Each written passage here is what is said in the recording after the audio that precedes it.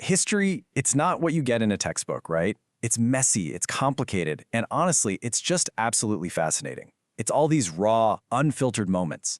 And today, we're basically unlocking a treasure chest of those moments. We're diving into a digital archive of military records, and it is packed with secrets, strategies, and stories that just bring the past to life in a way you wouldn't believe. All right, let's get into it. All right, so to kick things off, I've got a question for you. And this sounds like it's straight out of a Hollywood movie. How in the world did a secret American army, get this, armed with inflatable tanks and sound effects, manage to completely fool the German high command? I mean, it sounds impossible, doesn't it? Well, believe it or not, the answer is sitting right here, in the archives. We're looking at a document, the official history of the 23rd Headquarters Special Troops, a unit they nicknamed the Ghost Army, and it details, step by step, 22 different deception operations they ran, all the way from Normandy to the Rhine. And the crazy part? This is just one of thousands of incredible, declassified files that we can now get our hands on. So you're probably wondering, where are all these incredible stories coming from? Well, let's pull back the curtain a little bit and look at the source itself, the Digital History Archive. And how it works is, well, it's pretty brilliantly simple, actually. So governments, right, they eventually declassify just millions and millions of historical military records. Then an organization like the Digital History Archive steps in.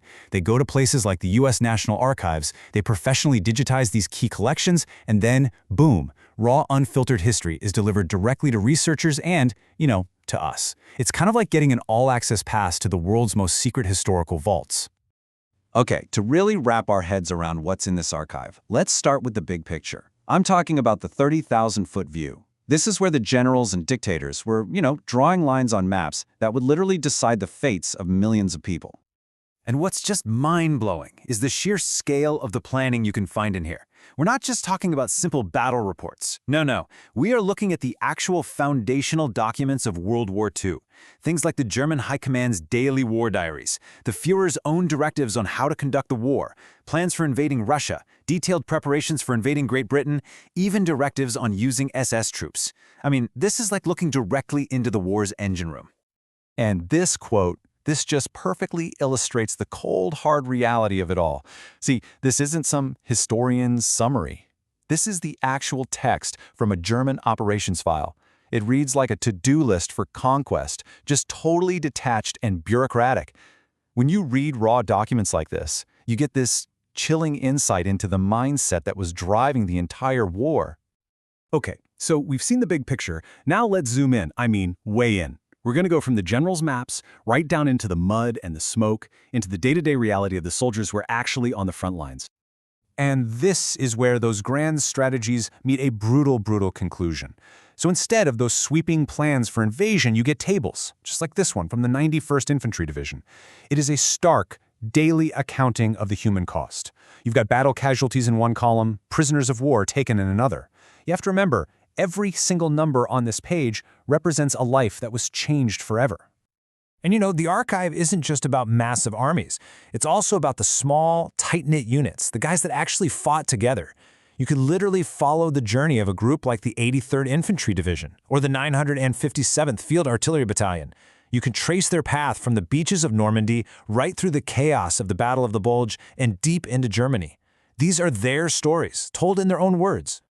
And the level of detail you find in here is just astounding. I'm talking about things like manuals for radio-controlled demolition vehicles, actual designs for glass bottle mines, and get this, a special bent barrel attachment for machine guns designed to shoot around corners. Who even knew that was a thing? You find reports on concrete hand grenades, pressed paper ammunition containers, even manuals on how to keep your gear from freezing in a Russian winter. You start to realize this isn't just history. It's a catalog of both human ingenuity and sheer desperation. But it's not all just text and tables and data. Some of the most powerful stories in here are told without a single word being written down. So let's take a look at what the photos can tell us. Just look at this. You can read about the massive scale of wartime technology all day long, or you can just see it. This right here is a German railway gun. It's an absolute monster of a weapon. And this one photograph, it tells you more about the sheer industrial might behind the war than an entire chapter in a textbook ever could. Okay, now let's go from something huge to something tiny. What we're looking at here is an experimental German submachine gun.